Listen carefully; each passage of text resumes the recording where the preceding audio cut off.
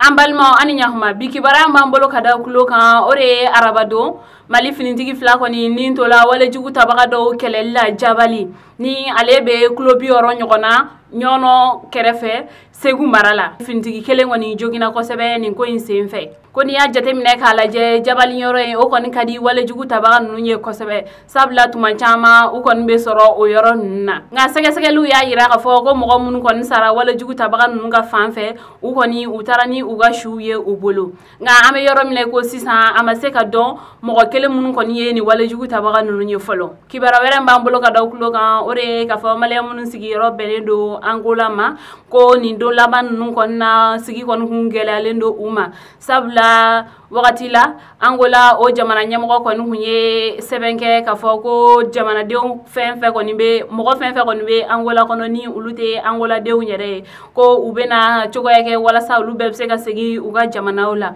hakilna jigina o ko sababu yala anga jamana nyamoko kon ye sebenke ani Angola jamana che wala sa aga jamana de kon be se ka to no hakilna tigela wakati mna ni o ko kon fene kunte de kon hun boyala malion ka no ko sebe nga ambe wakati mna iko sisan CSDM ni oye maliam nusiki yoro benendo ko kanama uluka jekuluba do o kuntiki kon ka fola ko sisan honi lafia be kana dondoni sabla wakati kelala ko papier kumbi bolo papier ti bolo ubi bla kana iga jamana la ko ga kabini malini Angola ka seben koni kela ko ola sabati ko u koni Angola jamana mo kon bala je sisan no koni ni 70 mo mun bolo u kon be ulu mine kataka ulu bla kaso kon dowla me ko ame wakati mne ko sisan koni 7 kon be mo mun bolo ni oye maldiya 7 ulu koni be to yoro na no ku ka barake ko mu yere ka gele Angola ka o masano u koni ga yoro fla de be no region fla be no ko u kon te fe mo